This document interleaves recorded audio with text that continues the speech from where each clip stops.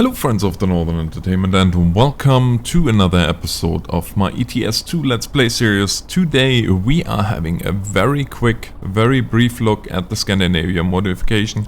The reason that I really make this one very brief is that I just finished a, 6 hour stream, close to 6 hours.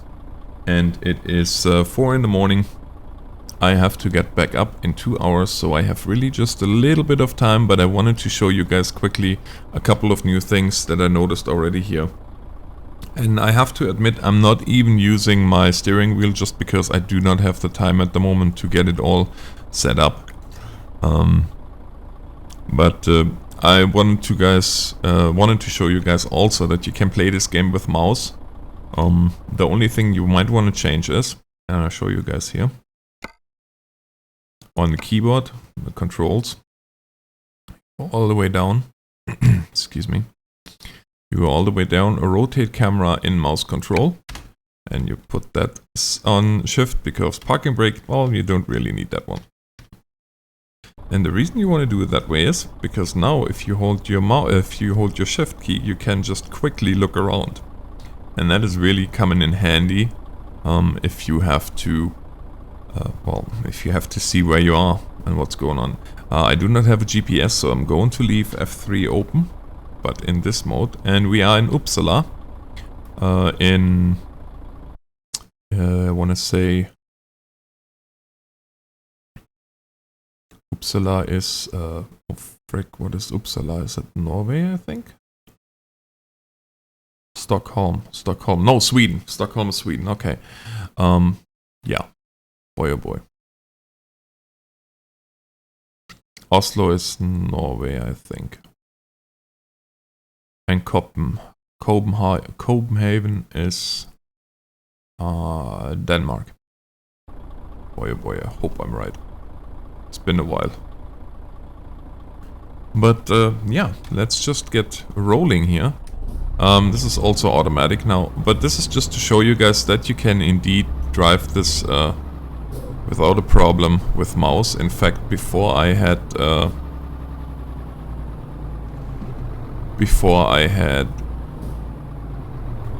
my steering wheel, I did indeed have only mouse, and that's one of the reasons that I'm showing you guys that here right now. Is you can just play it with mouse, no problem.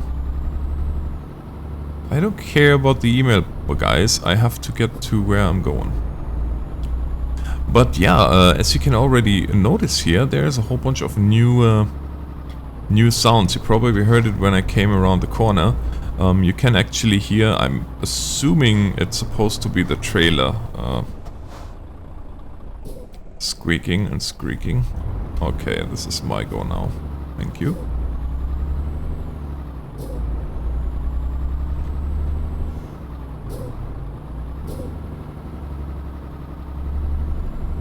There. And yeah, so this is finally it is the long-awaited Scandinavia modification.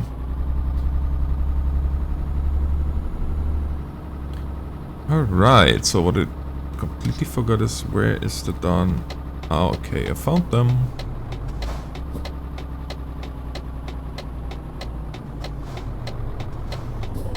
Better stop here, even though this is just no.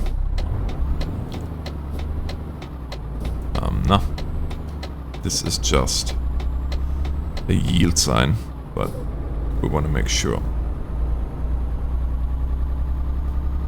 that we are indeed stopping, because I don't plan on getting caught with my pants down here and doing all kinds of funny stuff. I think that was one of those speed cameras, but boy, that looked different.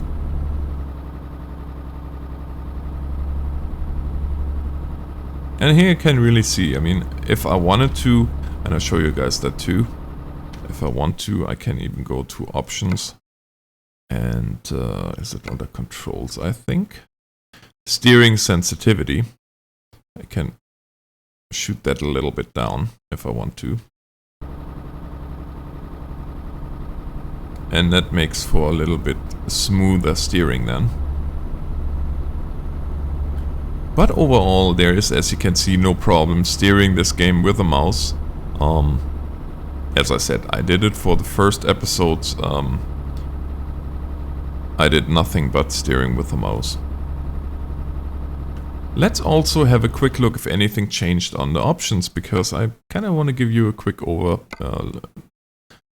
Okay, 400, high. Is there anything that we could set higher?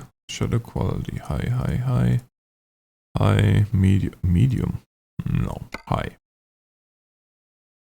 Weather quality is ultra, texture, anti-tracer, filter, secondary traffic, secondary vehicle lights, visibility, pedestrians. It's all good. Back to driving. And as you can see, it's just a very short run, really.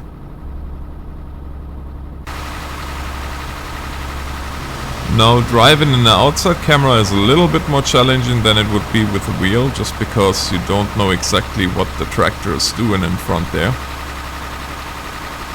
But you have, as you can see, that little arc. Oh boy. That little arc there that helps you a lot.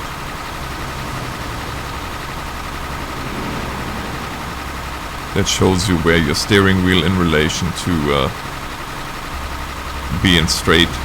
Or being on the straight and narrow here.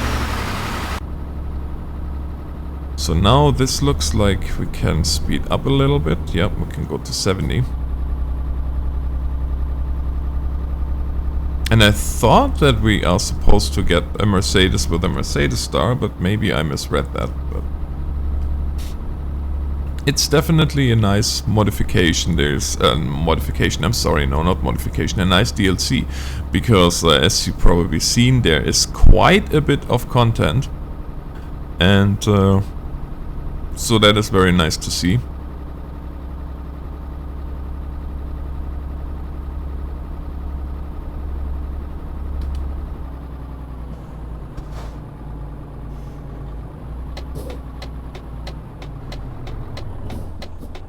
Yeah, I was a little bit overzealous there on my part for on the brake.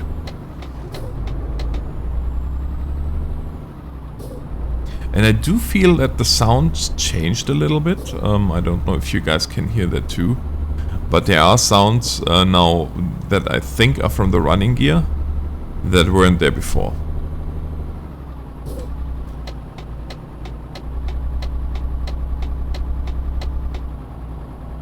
Oops. Yeah, right now you heard it. When I go really hard into... if I corner hard, then you can definitely hear that. And I will, of course, make an actual really nice long video and show you as much as possible of this map with my wheel and everything, but it was just...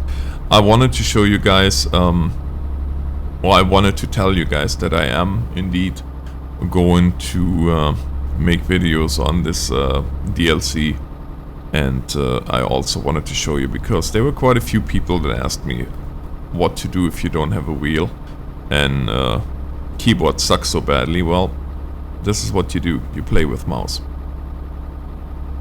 It's the easiest way to do it. So we're gonna, of course, finish this run here, which is another 100 kilometers in game, but as you can see, that's not gonna be very long. Maybe another 4 minutes, 5 minutes, something like that.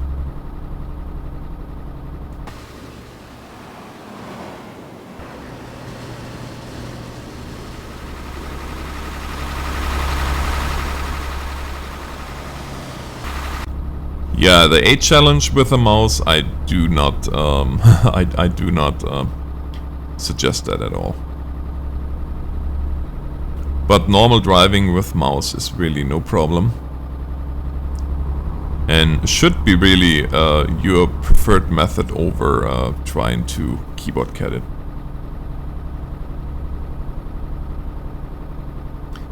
So another 77 kilometers. And yeah, let me know guys what you think of the video. I mean, yes, I know hardcore simulator fans are gonna be crying out right now. Oh, why are you not using your wheel? You have a G27, why don't you use it? Well, as I said, the main reason is really because I got a lot of questions as to what to do if you can't afford a wheel at the moment, and keyboard cutting it is just, well, it's just not made for this game, it's just not cutting it. So, oops. Yeah, there are new sounds that I noticed. And I hope you guys can hear that at home as well. So, another 55 kilometers. So I probably end up heading off the highway here right soon. Not like that.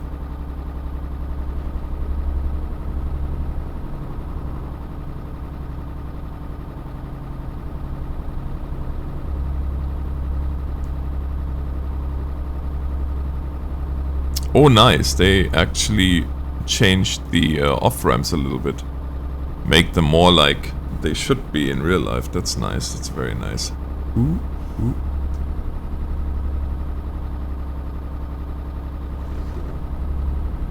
Yeah, hear that? So there's new sounds. There's no doubt in my mind anymore. I'm not imagining things. Now I'm not sure how loud those sounds should be inside the cab, but because those modern trucks are pretty well insulated, so you shouldn't really hear too much from the outside noise. But then again, they had to come up with something, right? And what do we have here? Örebro, I guess. Something or another.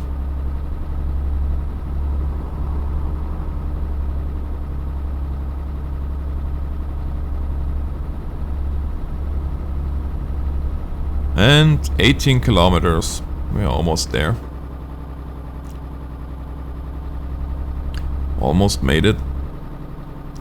And as I said, guys, next episode is going to be as normal with my G27 and all that good stuff. But it just comes to show here that you can indeed drive without a steering wheel just as good. Well, not quite as good, but better than better than with a keyboard anyway.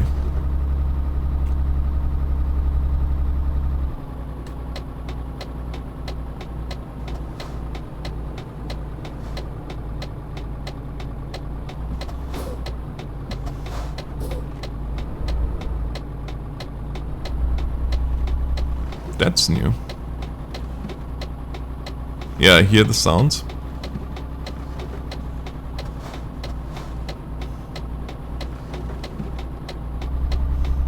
So as I said, I'm not sure how much you should hear those, but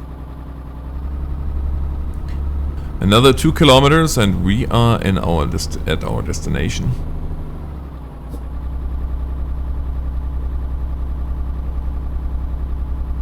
And then before I'm gonna end this episode, I am going to give you guys a quick look over all of the DLC cities.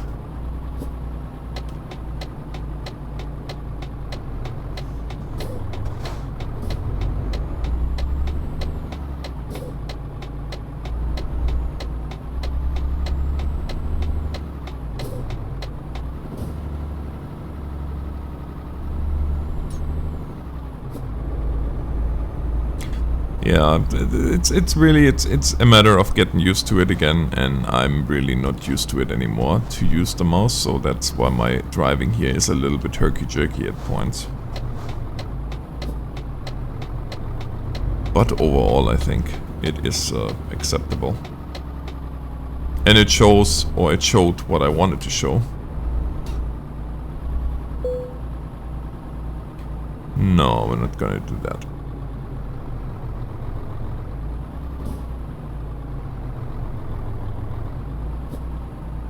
And honestly, in some ways, I do like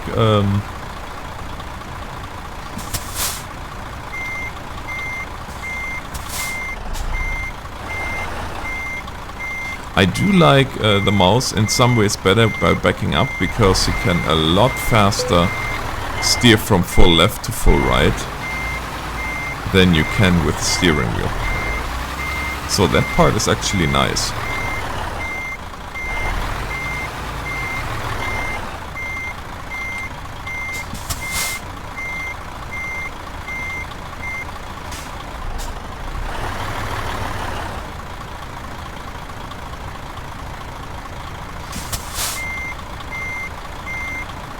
Now I have to look to the front because I have no idea where my wheel is. There.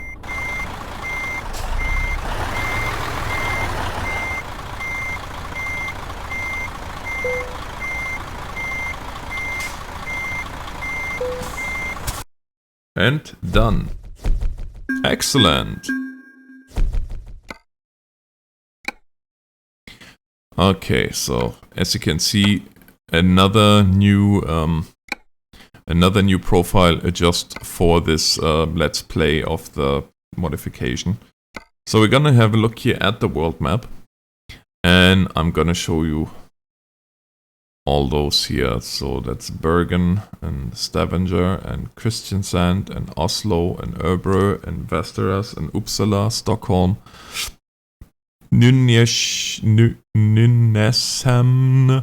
Södertälje, Linköping, Jönköping, Växjö, Kalmar, Karlskrona, Helsingborg, Copenhagen, Malmö, Trelleborg, Gäddede, Odense, Esbjerg, and yeah, I guess I got them all. Oh, Aalborg, Frederikshavn, and Hertzhals, I think. I hope I pronounced those halfway right anyway. And then you can see here there is a ton of new connections between.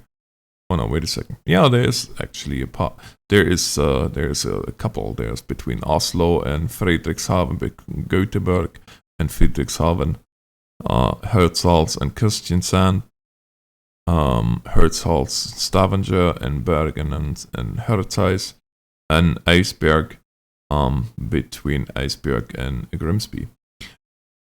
So yeah, it's gonna be fun, and I hope you guys will join me for all those. Oh yeah, right. And then there's of course here between Gdansk and Karlskrona and Nynäshamn and Gdansk, so which is Poland.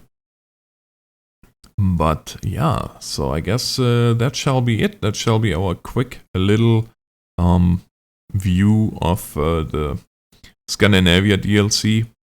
I will make an in-depth review for you guys, as I said. And until then, I hope you enjoyed this. If you did, please hit that like button, leave me a comment if you would like to do so. And yeah, I hope to see you in the next episode, then back with my G27. But yeah, again, if you don't have a G27 and you don't want a keyboard cadet, a mouse steering is a very viable option. So guys, until next time, I say thank you so much for watching. Have a great day and God bless you.